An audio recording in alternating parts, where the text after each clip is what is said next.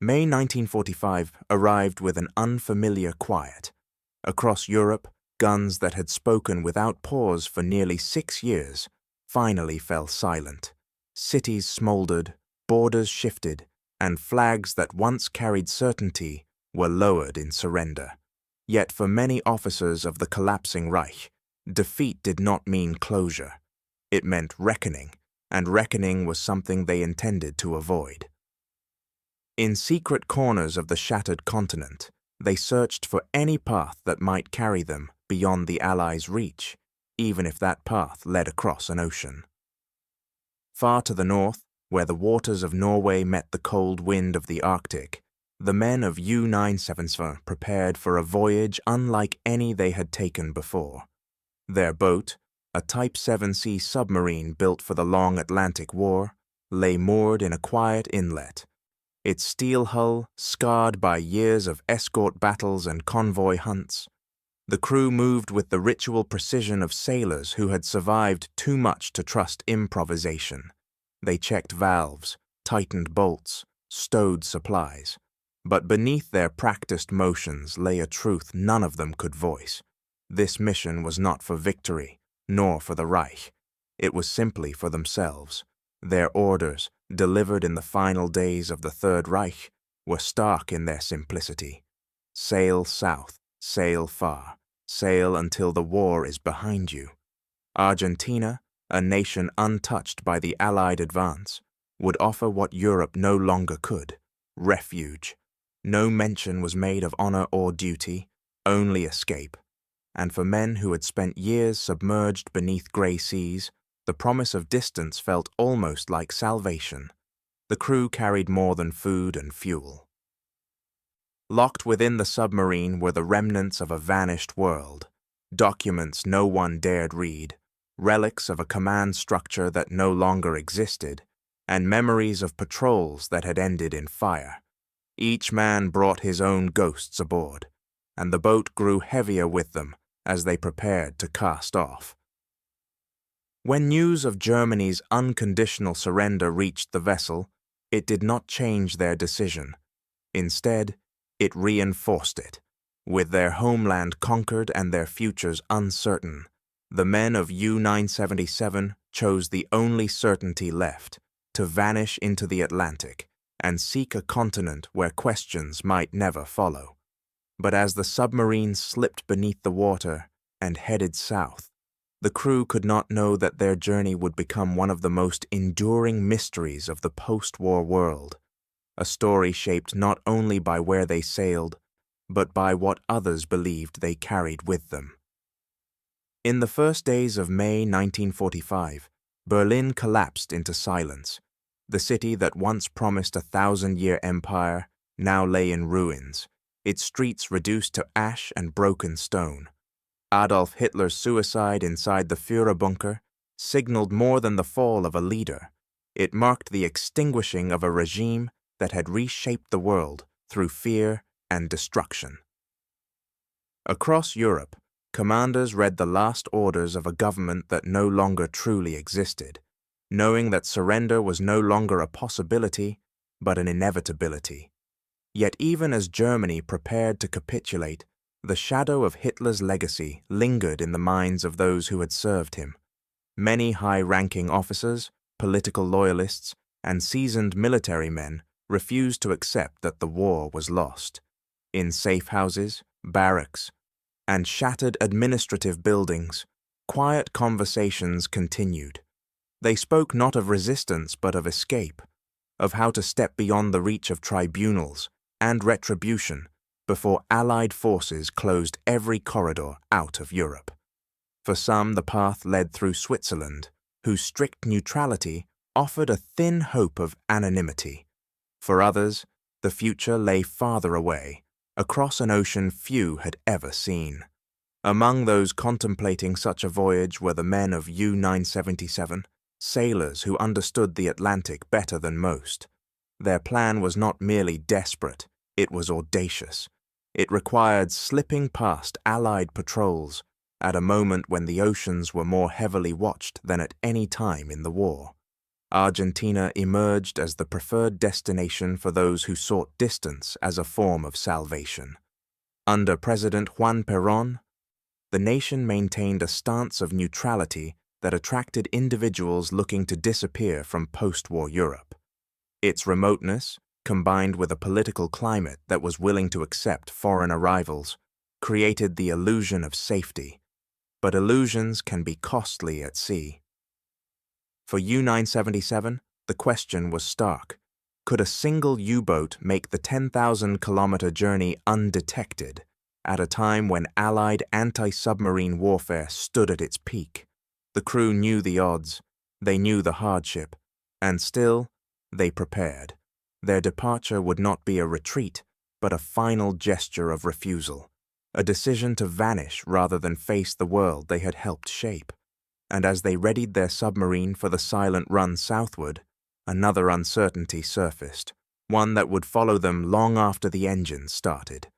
For even before they left, rumors whispered through Europe about what a fleeing U-boat might carry into the darkness.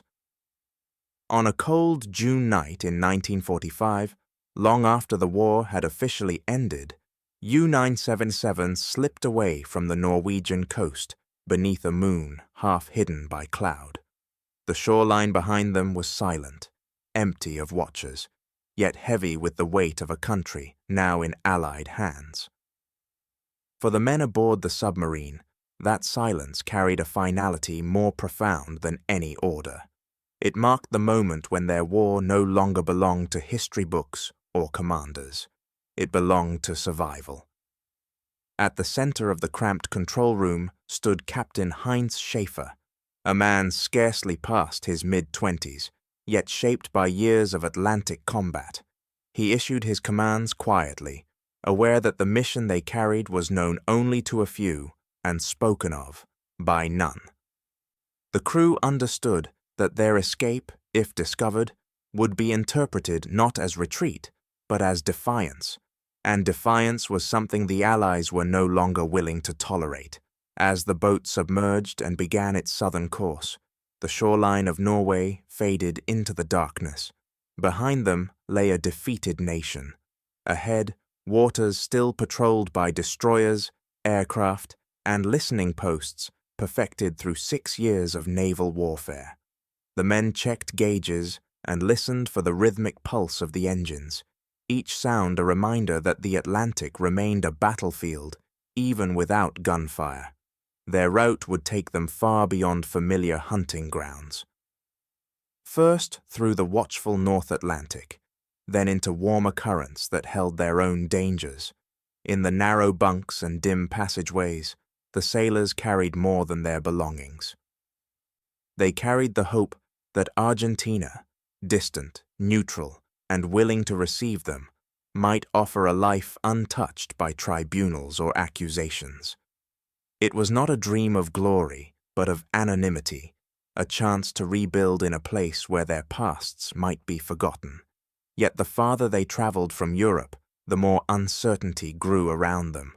What waited beyond the next patrol line? How long could their air, fuel, and nerve endure? The fear was constant, but so too was the resolve that held the crew together. For them, reaching Argentina meant more than escape. It meant a final severing from a world that had already been lost. And as U-977 pushed deeper into the open Atlantic, another realization surfaced, one that would shadow every mile of their southward descent. For in the vastness ahead, danger no longer came only from enemy ships, but from the ocean itself. In the chaotic months that followed Germany's defeat, the escape of U-977 was only one thread in a much larger tapestry.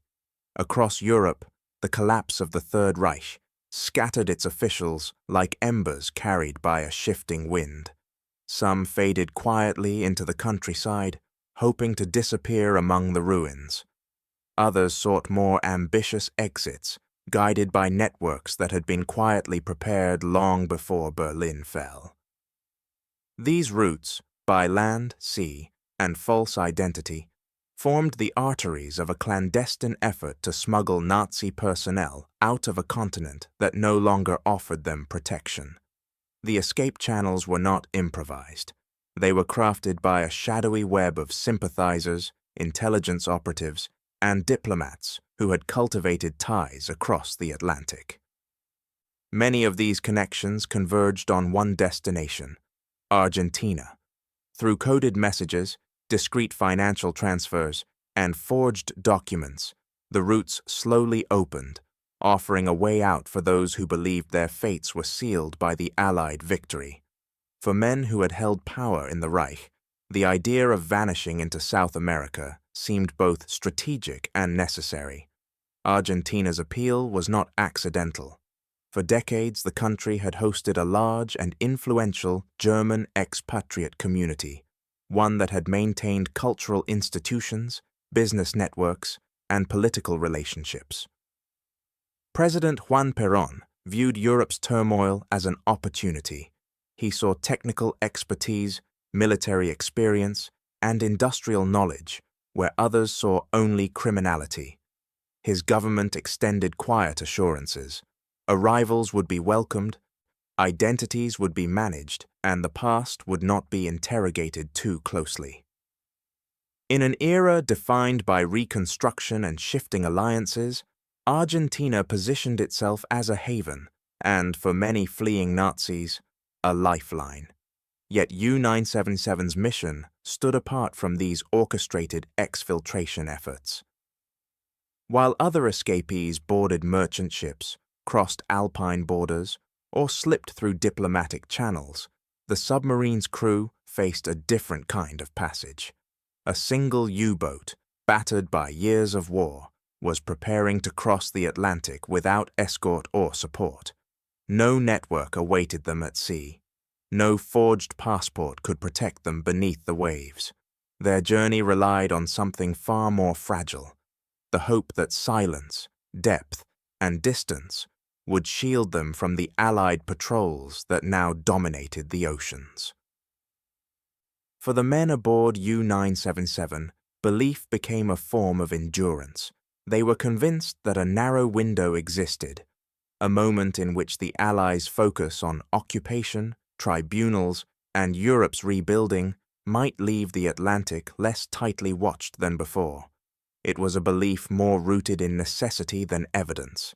Still, it shaped every decision made inside the submarine, every hour submerged, every calculation of fuel, air, and risk. But beneath their confidence lay a constant tension. They knew that if their mission faltered, there would be no leniency. Capture meant interrogation, exposure, perhaps trial, and for some among them, death. The ocean would protect them only as long as they remained invisible. As U-977 crept farther from the continent they had abandoned, the men clung to the thought that their voyage might succeed where others had already been caught. Yet they could not know that even in the silence of the deep, rumors were beginning to take shape, rumors that would make their disappearance far more difficult than they imagined. The route from Europe to Argentina forced U-977 into some of the most hostile waters on the Atlantic, a vast expanse still patrolled by Allied ships long after the ceasefire. Though the war had ended, the ocean had not yet relaxed. Destroyers continued their sweeps, aircraft scanned the surface, and sonar operators listened for any sign that a surviving U-boat might still be prowling beneath the waves. For U-977, every mile south was a negotiation with an enemy that no longer fired shots, but remained fully alert. In those early days of the voyage, the submarine's stealth was tested more severely than during the height of the Battle of the Atlantic. The crew traveled submerged for as long as their batteries allowed, surfacing only at night to renew their oxygen and charge their engines. They moved like a shadow pressed thin against the seabed, slipping past searchlights that pierced the darkness above. Each patrol line forced them deeper, slower, and quieter, reducing their world to the thrum of machinery and the muted echo of water brushing against steel. Living under such constant tension reshaped the rhythm of life aboard the submarine. The men spoke sparingly, their voices hushed by the understanding that sound itself felt risky. Small mistakes loomed large. A dropped tool, a misjudged ascent, or an incorrect reading could betray their position to a destroyer scanning the ocean with sonar perfected through 6 years of war. The threat was not capture alone. Many believed that, classified mission or not, a U-boat found at sea in 1945 might simply be sunk without warning.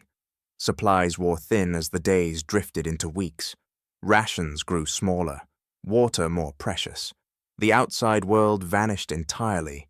They received no updates, no confirmation that their route remained safe, no assurance that Argentina would welcome them by the time they arrived. Every decision rested on the judgment of Captain Heinz Schaefer, whose calm precision became the vessel's compass when the charts felt incomplete and the sea seemed larger than the world itself. The submarine, however, was far from perfect. U-977 was an aging Type 7C, with machinery strained by years of combat patrols. Mechanical failures became an unwelcome companion. Motors overheated, valves jammed, and battery cells threatened to give way under the stress of extended submersion. Each malfunction forced the crew into rapid repairs, their tools clattering softly as they worked in confined spaces where a spark or misstep could risk more than silence. Despite the hardships, hope persisted in quiet, disciplined forms. Training had taught these men how to endure discomfort, but belief in the mission, in the idea of a new life beyond the Atlantic, gave their endurance shape. Beneath hundreds of meters of water, they clung to the conviction that survival was still possible, that Argentina remained a distant but reachable sanctuary. Yet the distance ahead was enormous, and with every passing day, the margin between safety and discovery narrowed. The ocean offered no guarantees. It only demanded continued silence, continued precision, continued luck. And as U-977 pressed deeper into the southern expanse, the crew began to sense that the most difficult test of their journey still waited beyond the horizon. As U-977 pushed farther into the Atlantic, isolation settled over the submarine like a second hull. Days lost their boundaries in the dim red glow of the control room lights. The outside world vanished completely. No radio messages were sent, none received. For the crew, the absence of sound from beyond their steel shell became its own kind of pressure, a reminder that whatever happened outside, they would not know until it reached them. Silence, once a tactical advantage, grew heavy with the weight of uncertainty. The long stretch of uninterrupted sea tested the men in ways combat never had. Patrol duty blurred into meals eaten without appetite, repairs made without conversation, and hours passed staring at instruments that revealed nothing of the world above. Yet beneath the monotony, a single shared belief kept the crew moving, the conviction that the mission, however desperate, was necessary. Without it, Europe offered them only courts, prisons, and the long shadow of Allied justice. Argentina, distant and abstract, became their lifeline, a place they spoke of in whispers, as though uttering its name too loudly might break their fragile resolve. But belief could not silence doubt. As the days accumulated, tensions began to rise in the narrow corridors. Some crewmen questioned whether a single submarine could truly cross an ocean unseen by the Allied navies that had perfected the art of detection. Others wondered whether the war's end had rendered their mission pointless, that it might be wiser to surrender rather than gamble their lives on a journey with no guarantee of welcome at its end.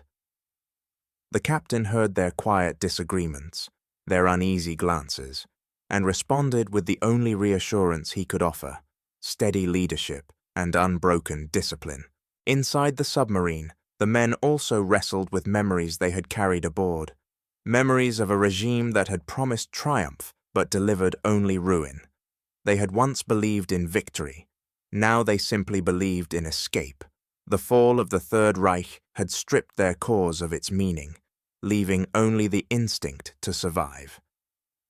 As they navigated the cold, unforgiving depths, they reminded themselves of the alternative, returning to a country occupied by foreign troops, to towns leveled by air raids, to judgments waiting in courtrooms across Europe. Every wave that passed over the hull felt like a possible ending. The ocean pressed against them with implacable force, as though testing the submarine's right to continue.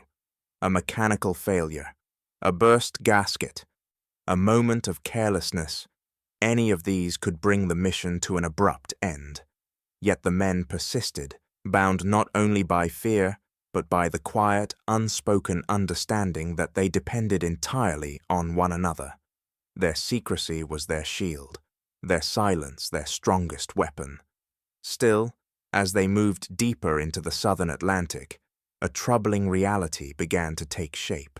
Stealth could protect them from enemy ships, but it could not protect them from the strain of the journey itself, a strain that would demand a price none of them had fully anticipated. The farther U-977 moved into the open Atlantic, the more its age began to show. The submarine's twin diesel engines, once the pride of the Type 7C fleet, now labored under the strain of constant use. Their rhythmic pounding, once a familiar reassurance, grew uneven, a reminder that the vessel had been designed for patrols measured in weeks, not for a transoceanic escape measured in months. With 54 men aboard, every compartment felt crowded, every surface worn thin by the accumulated years of war. The burden of remaining invisible forced the engines to operate at reduced power. Stretching the voyage into an endurance test, the machine had never been built to survive. Daily life soon became an exercise in rationing. Food stores, carefully packed before departure, dwindled more rapidly than expected. Fresh water, needed for both drinking and limited hygiene, had to be measured to the cup. Meals grew smaller, their flavors indistinct after weeks in cramped quarters. The men learned to eat in silence, aware that every bite consumed today narrowed what remained for tomorrow. Hunger was not yet an enemy, but it stood on the horizon, a quiet reminder of how far they still had to travel before reaching the safety of South America.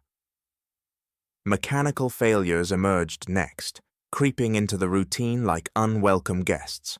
Valves stuck under pressure, lubrication systems faltered, and the batteries, the heart of the submarine during its submerged stretches, began to lose capacity. Repairs were made in tight spaces illuminated by dim lamps, the air thick with the smell of fuel and sweat. Each repair was a race against time, carried out by men who knew that one unresolved issue could force them to surface in daylight, revealing their position to any Allied aircraft still patrolling the post-war sea. The submarine carried them forward, but with every passing day, it felt as though more of the crew's will was required to keep it alive. The Atlantic itself offered no mercy. Its vastness, which once promised concealment, also became a prison of endless blue. Time lost its rhythm in the deep. Days merged without sunrise or sunset, marked only by shifts, meals, and the almost ritual maintenance of essential systems. When the submarine traveled submerged for extended periods, the air grew stale, the heat oppressive. The men slept lightly, knowing that a sudden change in engine noise or the faintest echo picked up on sonar could signal danger. In such isolation, even the steady hum of machinery became a companion, proof that they were still moving, still unseen.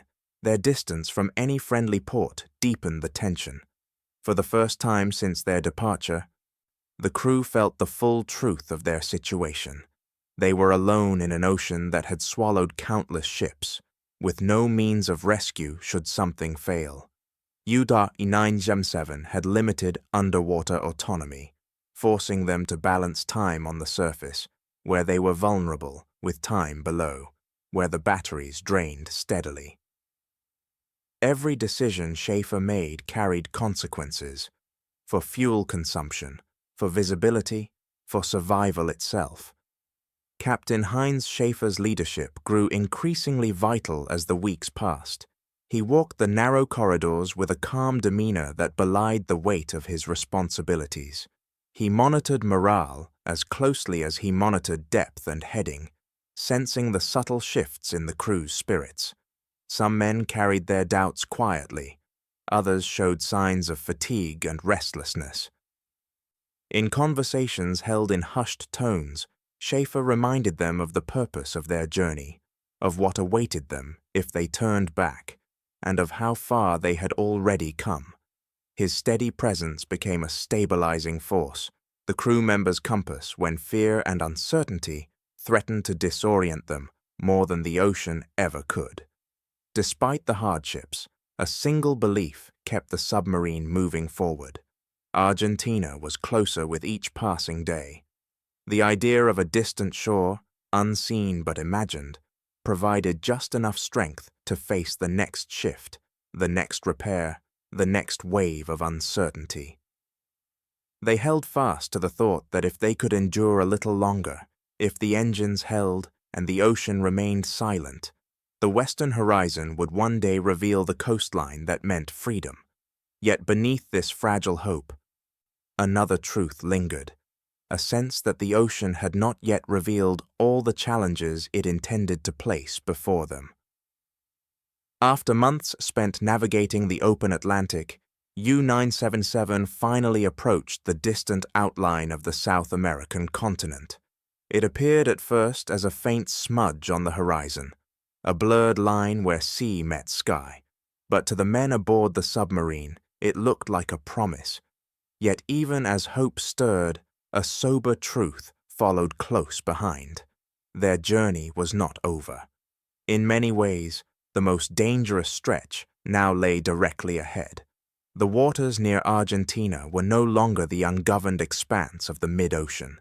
Here, the currents carried not only marine life, but the vigilance of coastal navies, wary of foreign vessels and alert to any sign of wartime remnants.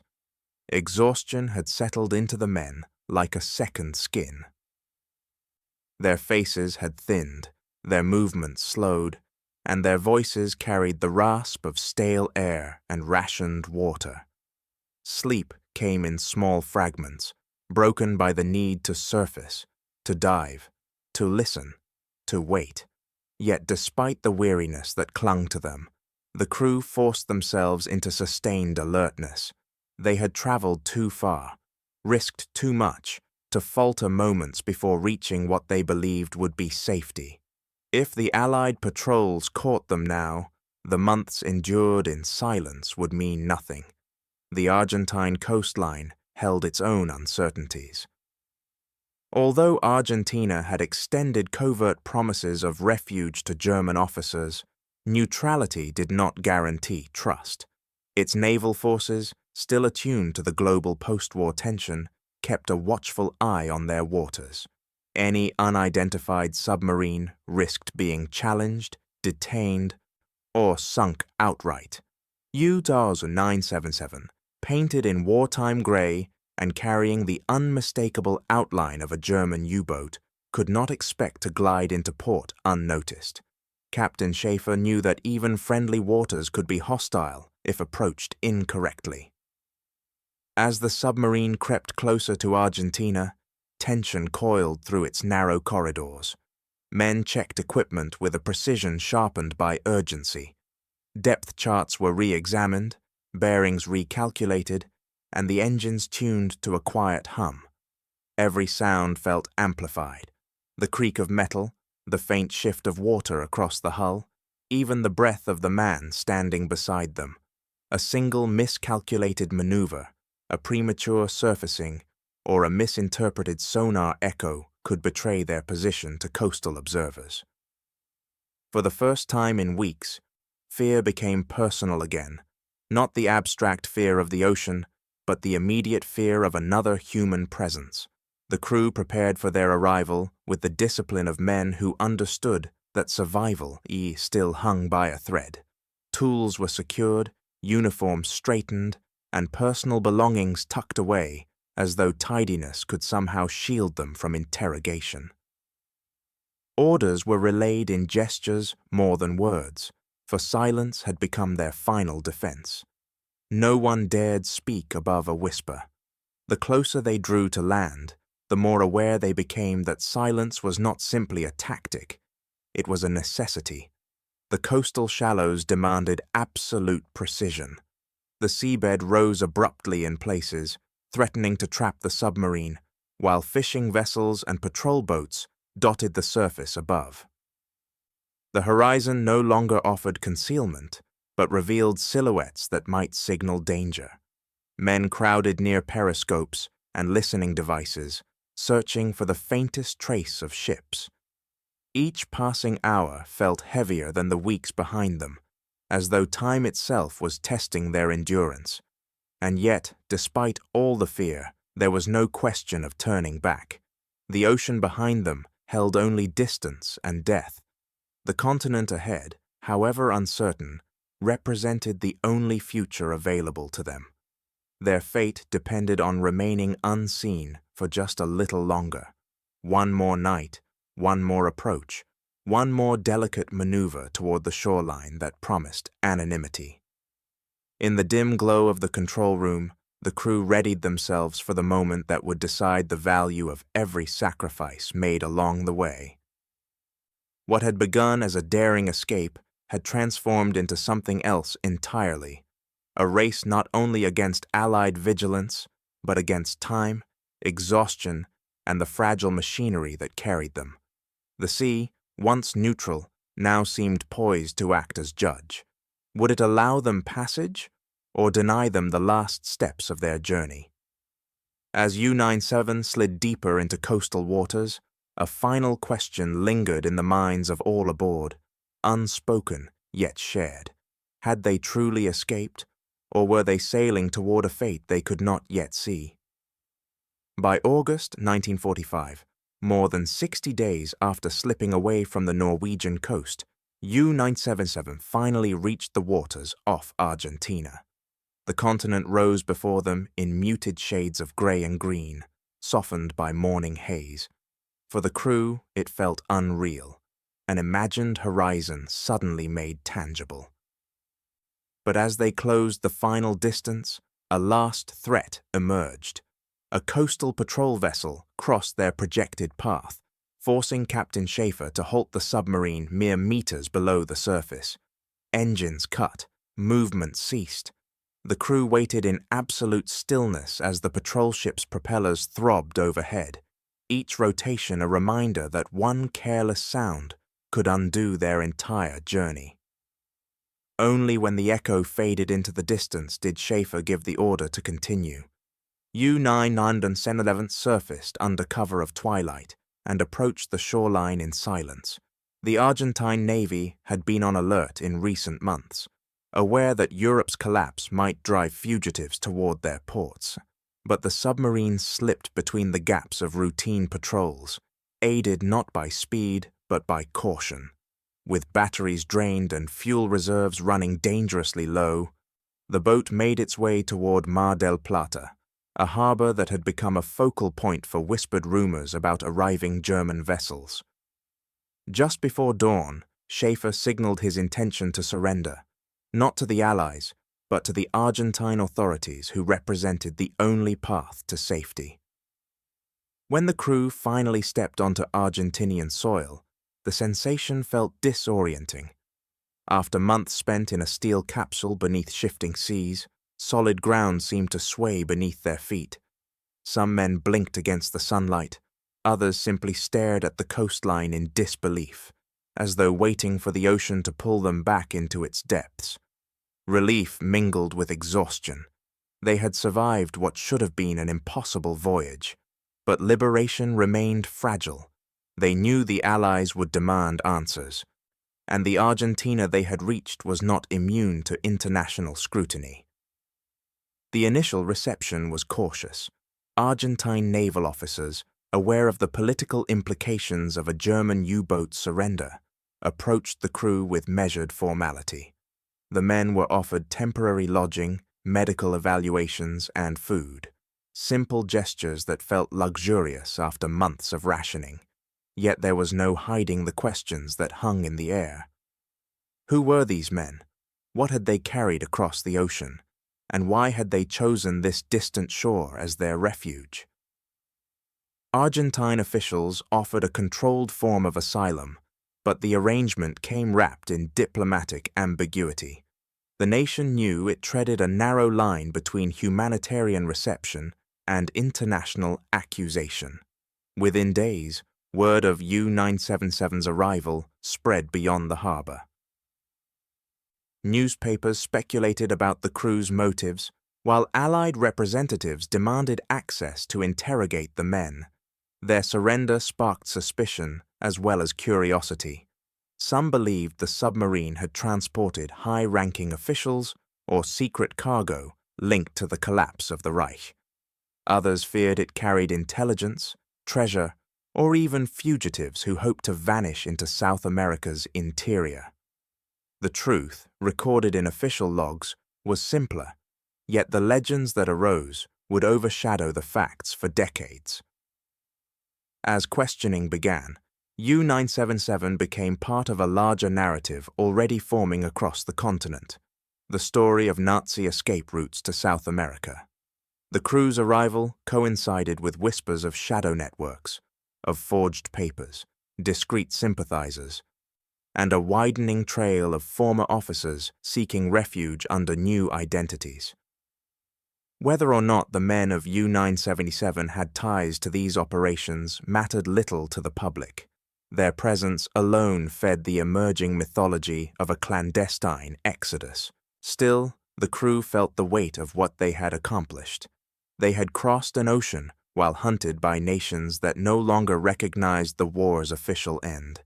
They had navigated mechanical failure, scarcity, and isolation, clinging to a belief that survival lay thousands of miles from the ruins of their homeland. In reaching Argentina alive, they had done more than flee. They had etched their names into the long, complicated story of the Third Reich's final collapse. But even as they settled into temporary quarters and awaited the outcome of diplomatic negotiations, one truth lingered in every man's mind. Arrival was not the end. It was only the beginning of a new chapter, one shaped not by the sea they had conquered, but by the questions about to rise around them. News of U-977's unexpected arrival in Argentina traveled across the Atlantic with remarkable speed. In the first days of August 1945, Allied intelligence officers stationed in Buenos Aires sent encrypted cables to Washington and London, their messages threaded with urgency. A German U-boat, one that should have surrendered months earlier under Allied orders, had surfaced in South American waters.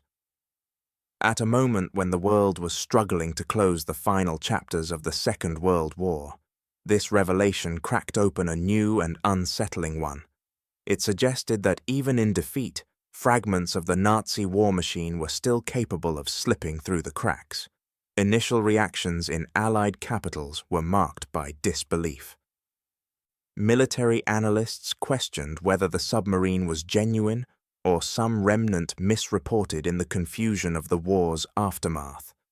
Others suspected deception, a possible attempt by remaining Nazis to stage a symbolic gesture of defiance. But skepticism gave way to concern as Argentine authorities released photographs confirming the vessel's identity. U-977, thought lost or surrendered months earlier, had crossed the Atlantic unaided. Intelligence reports soon followed, describing the crew, their condition, and the discovery of documents indicating the precise date of their departure. Slowly, the Allies realized that the impossible had happened. A lone U-boat had outlasted the war, and delivered itself to a neutral port. The United States and United Kingdom responded with swift diplomatic pressure. Their governments demanded immediate access to the crew, insisting that the men aboard U-977 were not simply sailors seeking asylum, but representatives of a regime responsible for the most destructive war in human history. Extradition requests were filed through formal channels, layered with the frustration of nations still reckoning with the aftermath of genocide and occupation. The Allies feared that if one U-boat had found sanctuary in South America, others might have followed, carrying not only soldiers, but intelligence officers, engineers, and officials who wished to disappear beyond the reach of justice. Argentina, however, occupied a delicate position. President Juan Perón's administration sought to maintain diplomatic balance. Aligning too closely with the Allies risked alienating influential sectors within Argentina that sympathized with Germany or admired its wartime industrial achievements, yet openly protecting the crew risked international condemnation. Perón chose a middle path. He refused to extradite the men immediately, but permitted Allied officers to question them under Argentine supervision. It was a decision shaped as much by political calculation as by national pride, signaling that Argentina would not be bullied into surrendering guests who had arrived under its jurisdiction. The arrival of U-977 ignited a broader diplomatic controversy. Conferences were convened, cables exchanged, and debates erupted across newspaper pages in New York, London, and Buenos Aires. Allied officials demanded to know how a single submarine had evaded a naval blockade designed to be impenetrable. The question hinted at an unsettling possibility. If U-977 had succeeded, perhaps others had as well. Within weeks, intelligence analysts began revisiting reports of missing officers, unexplained ship movements, and encoded messages that had never been fully deciphered. What had seemed like isolated incidents now formed a pattern, a potential escape route stretching from Europe to South America. For the crew of U-977, this international scrutiny cast a long shadow over their relief. They had reached Argentina alive, but their future was uncertain. Their loyalty to the fallen Nazi regime, whether still present or quietly abandoned, could not be spoken of openly. In interrogation rooms, they answered questions carefully, avoiding anything that might tie them to ideological commitment or post-war conspiracies. They insisted, again and again, that their journey had been motivated by survival alone. Whether this claim reflected the truth of their convictions, only they knew. Around them, Argentina's policies toward former Nazis began to attract global attention. Diplomatic observers noted a growing number of German nationals arriving in Buenos Aires, many carrying newly issued travel documents or identities, hastily reconstructed in Europe. The world watched as accusations surfaced, investigations expanded, and speculation grew. U-977 had become more than a submarine. It was now a symbol, a vessel that carried with it the unanswered question of how far the tendrils of the Third Reich extended into the post-war world. And as the Allies continued to press for control of the crew, another issue began to emerge. What exactly would be revealed if U-977's full story came to light? For the Allies, U-977's surrender in Argentina was not the conclusion of an unlikely voyage. It was the beginning of an investigation that stretched across oceans and intelligence networks. The submarine's arrival had pierced the confidence of nations that believed the Atlantic was fully secured. If one U-boat had managed to slip through, then perhaps others had too, carrying officers, engineers, or secrets the world was not yet prepared to confront. The Allies viewed U-977 not merely as a stray vessel, but as a potential thread leading into a hidden tapestry of post-war escape routes.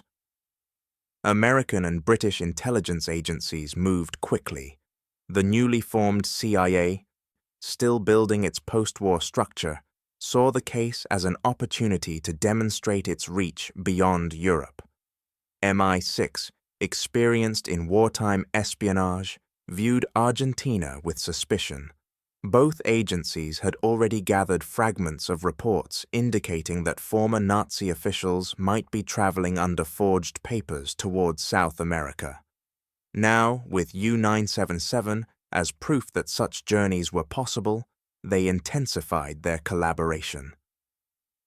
Analysts pored over intercepted communications, testimonies from surrendered officers, and the final naval records of the German High Command, searching for anything that might link the submarine's voyage to a wider plan. Inside Argentina, whispers followed the crew wherever they went. Though granted provisional protection, they were shadowed by diplomats, naval officers, and intelligence observers. Their arrival stirred unease among Argentine authorities, who understood that international scrutiny was now unavoidable. Rumors circulated in Buenos Aires cafes, in diplomatic circles, and across port towns. Some claimed U-977 carried high-ranking officers in disguise.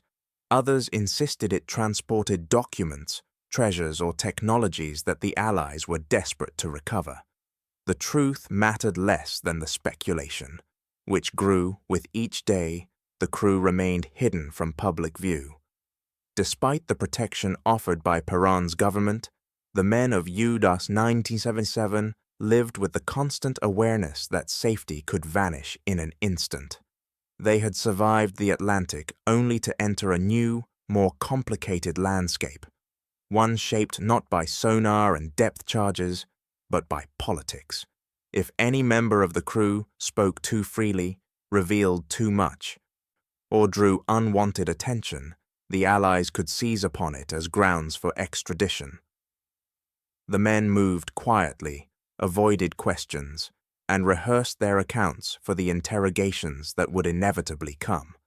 Even among themselves, certain topics remained unspoken, sealed away as tightly as the bulkheads on the submarine they had left behind. Outside Argentina, the Allies expanded their search. Investigators traced passenger manifests, monitored suspicious cargo shipments, and followed the movements of ships departing European ports in the war's final months. They were no longer simply searching for U-977's crew. They were pursuing the possibility of an exodus. How many former Nazis had already crossed the Atlantic? How many were en route?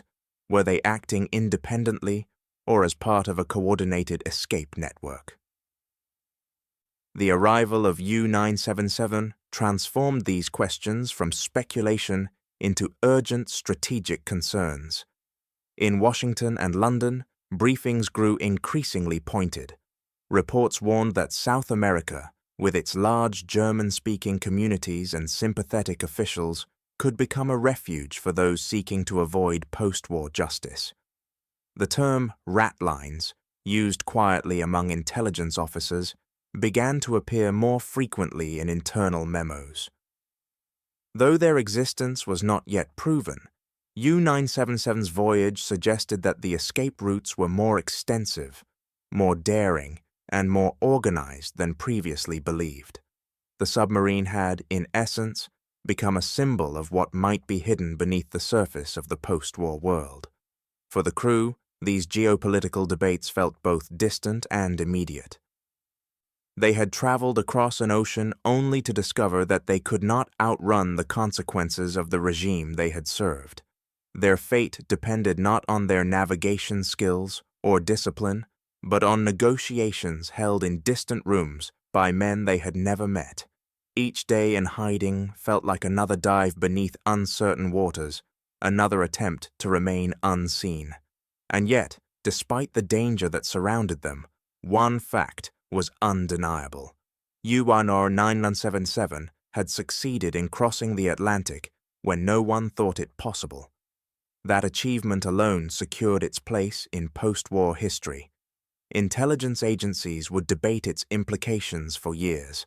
Historians would study its voyage long after the men who sailed it were gone.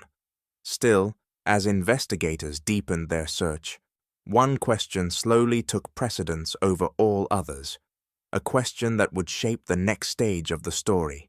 If U-977 had escaped, what else had slipped through the cracks of a fallen Reich? In the months that followed U-977's surrender, its story became inseparable from a larger and far more complex narrative, the story of Argentina as a sanctuary for those fleeing the ruins of the Third Reich. What had once seemed like a distant rumor now unfolded in plain view. The submarine's arrival revealed that South America was not the end of a single voyage, but one destination within a vast network of escape routes stretching across continents, hidden in diplomatic corridors, false identities, and sympathetic governments.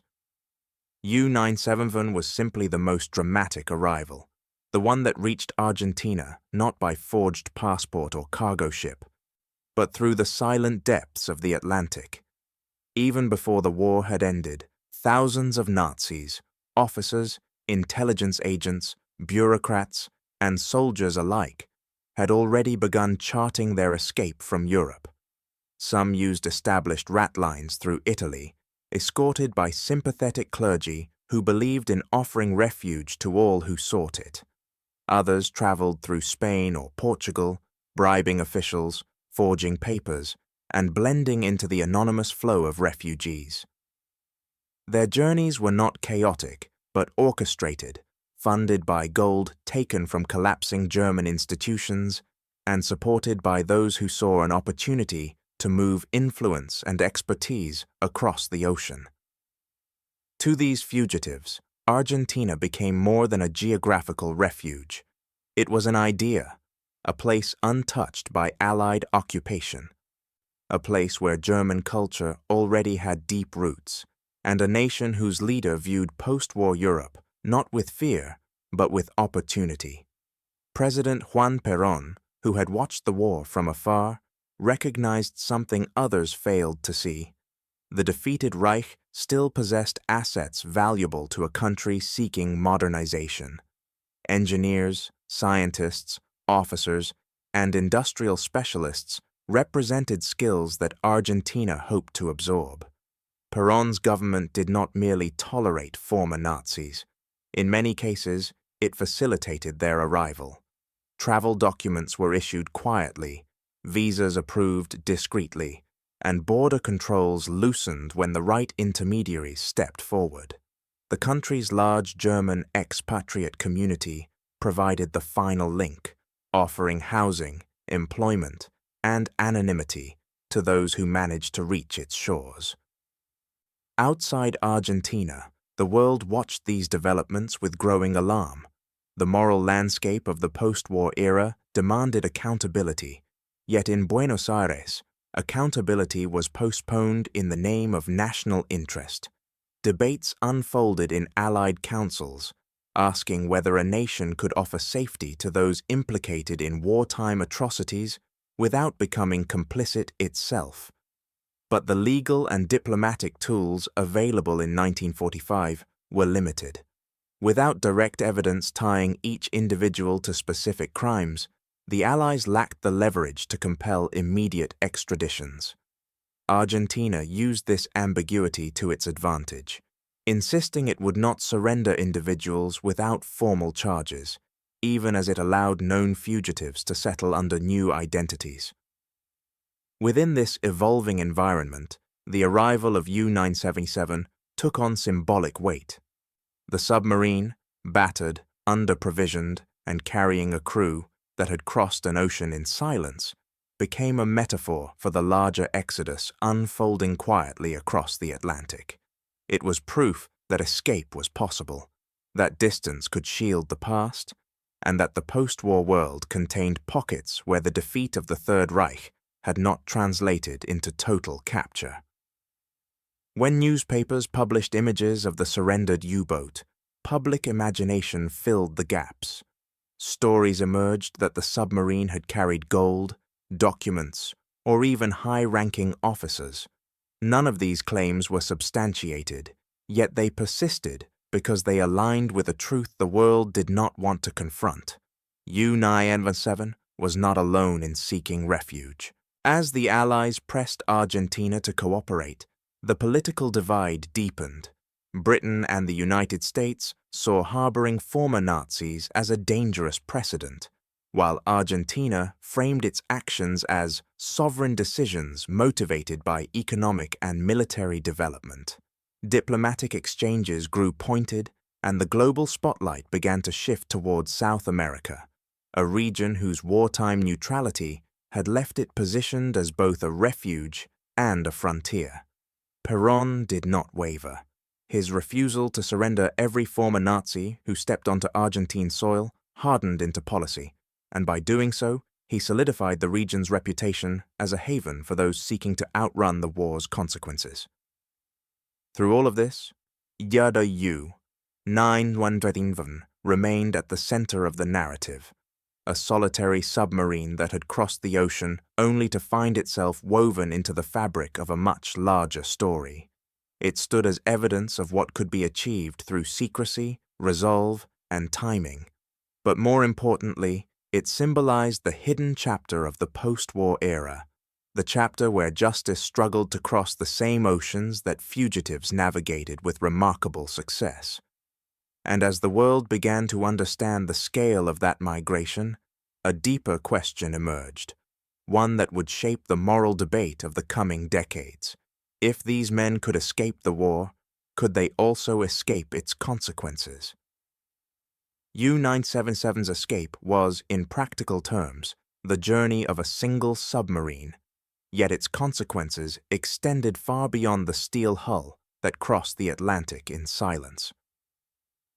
The boat's arrival in Argentina cast a long shadow over the post-war world, challenging the belief that victory alone could contain the remnants of a shattered regime. In the wake of its surrender, governments, intelligence agencies, and historians were forced to confront an unsettling reality. Not all perpetrators of the war would face its reckoning. Some would slip away, carried not by armies but by currents, networks, and the willingness of distant nations to accept them. Around the world, the case of U-977 prompted a deeper examination of what it meant for Nazi fugitives to find sanctuary in neutral or politically sympathetic states. The Allied nations, exhausted by years of total war, now faced the moral burden of pursuing justice across borders that were, at times, unwilling to cooperate. The task proved far more complex than anticipated. Without clear evidence, extradition demands faltered. Without international courts yet fully formed, the legal structure for accountability remained fragile. Each delay, each refusal, revealed the uncomfortable gap between the ideals articulated at Nuremberg and the reality unfolding in South America. As information spread, U-977's voyage became part of a larger narrative, one tied to the global pursuit of war criminals who had vanished in the confusion of the Reich's final collapse. Reports of former SS officers appearing in Buenos Aires cafes, of engineers taking up work in Argentine factories, and of administrators arriving under new identities only deepened the sense that the end of the war had not ended the struggle for justice. The submarine had not carried these figures across the ocean, but its successful escape proved that the Atlantic could serve as a bridge, not a barrier. And in that realization, nations found themselves confronting a chapter of the post-war era that felt both unfinished and morally fraught. Argentina's position at the center of this controversy drew international scrutiny. Was the government motivated by economic ambition, political sympathy, or strategic calculation? President Perón insisted that his policies served national development, not ideology, but the world saw the consequences more clearly than the intention. By providing a refuge, even temporarily, Argentina participated in shaping the historical record of how the defeated escaped the grasp of the victorious. The moral dilemma was stark. Should a nation prioritize its internal goals at the cost of sheltering individuals implicated in some of the century's darkest crimes? The debate spilled into diplomatic circles, academic forums, and public consciousness. On one side stood the need for stability in a fragile post-war world. On the other stood the demand for justice, a demand sharpened by memory and grief. U-977's arrival became symbolic not because of who its crew were, but because of what their survival represented. The persistence of a network that had allowed thousands to flee accountability. Their voyage, extraordinary in its endurance, also underscored a broader truth, that the collapse of the Third Reich did not neatly resolve the moral responsibilities it left behind. For the men of U-977, anonymity offered a kind of peace. They found work, families, and a future in a land far removed from the ruins of Europe. But their escape, while successful in physical terms, placed them within a legacy they could neither control nor deny. Historians would continue to examine their journey, weighing its motivations, its consequences, and its role within the wider exodus of Nazi fugitives. Their voyage became a fragment of a greater, darker story, a reminder of how war's end does not always bring moral conclusion. And as the decades passed, one question continued to echo through the historical record. If justice falters in the years immediately after a war, what does that mean for the generations who must live with its unresolved past? In the years that followed their arrival, the men of U-977 drifted quietly into the fabric of Argentine life. Some settled in coastal towns, taking work in shipyards or factories where their technical skills found ready use. Others moved inland, adopting Spanish names and building new identities far removed from the ranks and uniforms they once wore. Their disappearance into ordinary routines was deliberate. Each man understood that anonymity was not merely a choice, but a shield, one that could protect them from the slow, methodical reach of Allied investigators still tracing the scattered remnants of the Third Reich. Yet even as they rebuilt their lives, a persistent unease followed them. Argentina had offered shelter, but not immunity from memory. Every knock at the door, every unexpected visitor, every unfamiliar face in a marketplace carried the echo of a past they hoped to bury. Some of the crew lived with forged documents, others with genuine ones issued under new names. But papers could not extinguish the quiet fear that their history might one day catch up with them. The war had ended, but its shadows lingered in their minds, long corridors of guilt, loyalty, silence, and survival. Throughout the 1950s and 1960s, the story of U-977 began to grow beyond the facts recorded in naval logs. To historians, the submarine became a case study in endurance and post-war migration. To conspiracy theorists, it became something else entirely, a vessel that symbolized hidden cargo, secret passengers, or clandestine missions that had never been admitted publicly. Books, interviews, and speculative reports layered new myths upon the men's real journey, shaping an image of U-977 that bore only partial resemblance to the truth. The crew, now aging and living in quiet corners of their adopted homeland, watched from afar as their story took on a life of its own. Argentina's broader role in sheltering former Nazis came under growing scrutiny during these decades. As trials unfolded in Israel, Germany, and elsewhere, global attention turned to South America, a region where hundreds, perhaps thousands, of fugitives had found safe harbor. International observers questioned whether Argentina's policies had been motivated by strategic ambition, economic benefit, or ideological sympathy. The debates grew sharper each year, fueled by newly uncovered evidence, testimonies, and political shifts within the region. Within this larger narrative, U-977 became a symbolic vessel, not for what it carried physically, but for what its voyage represented morally.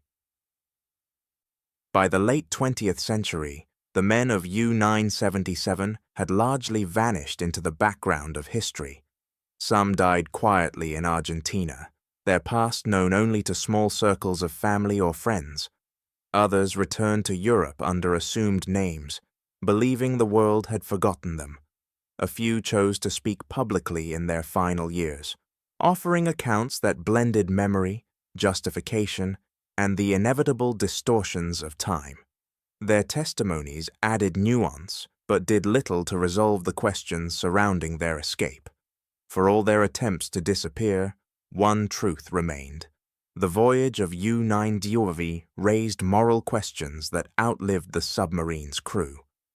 In choosing flight over surrender, the men had secured their survival, but they had also sidestepped the collective reckoning that millions faced as the world confronted the crimes of the Third Reich. Their actions illuminated the uncomfortable boundary between personal self-preservation and ethical responsibility, a boundary that shaped countless lives in the post-war era. The escape of U-977 thus became more than a wartime footnote. It stood as a reminder of how history does not end neatly, even when conflicts do. Some reach safety, others face judgment, and in the quiet spaces between those outcomes, the moral weight of their choices settles slowly, often without resolution. Yet one final question remained unspoken, lingering like the wake of a vessel long submerged. If escape granted these men a future, what did it leave unresolved for the world they left behind? The final chapter of U-977's story is not written in the steel of the submarine or the miles it traveled, but in the moral landscape it left behind. Its voyage stands as one of the strangest epilogues of the Second World War, a tale of endurance wrapped in a deeper, unresolved ambiguity. The crew survived. They outmaneuvered oceans, patrols, and the collapsing world they left behind. But survival alone does not cleanse the past. Instead, it sharpens the questions that history would continue to ask long after the submarine slipped beneath the Argentine horizon. For although the men of U-977 escaped prosecution, they could not outrun the legacy of the regime they had served.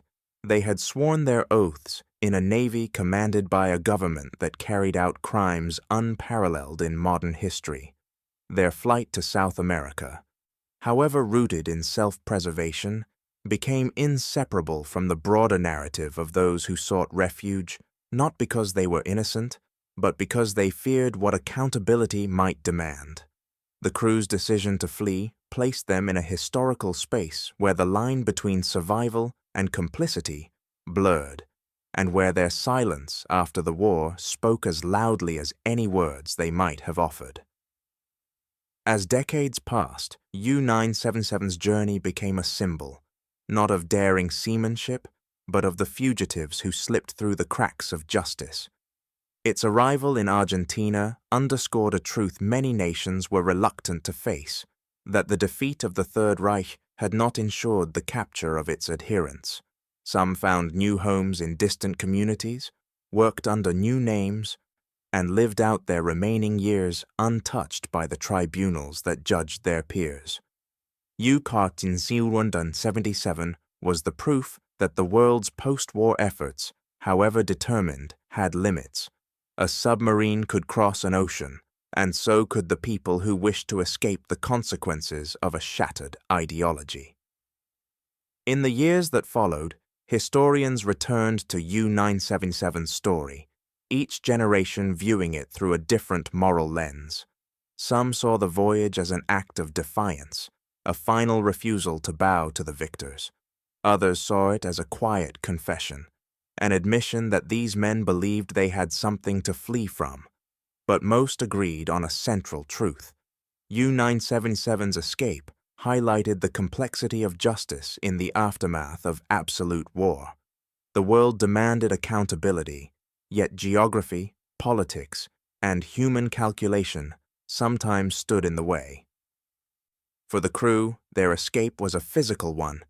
They had crossed 8,000 miles of unpredictable sea, endured hunger, uncertainty, and the weight of a war collapsing behind them. They found new lives, new families, and for some, the comfort of anonymity. But they could never escape the judgment that history would place upon their voyage. Their story would always be read alongside the crimes of the regime they served, their silence measured against the suffering their government inflicted. No distance, not even half the globe, could change that. And so, U-977 moved from being a weapon of war to something quieter, yet more enduring, a symbol of moral failure. The submarine that once represented endurance and loyalty became, over time, a reminder of the costs of allowing ideology to override humanity. It illustrated how even in the final days of conflict, choices could carry consequences that stretched far beyond the individuals who made them. U-977 reached Argentina, but the justice it evaded did not vanish. It lingered in the questions the world continued to ask. In the end, the submarine's escape was not forgotten because it was extraordinary. It was remembered because it revealed something uncomfortable about the world that emerged after 1945. That victory does not guarantee resolution, and that the shadows of a war can stretch long into the peace that follows. And in that shadow, U-977 remains, a vessel no longer defined by its voyage, but by the moral wake it left behind.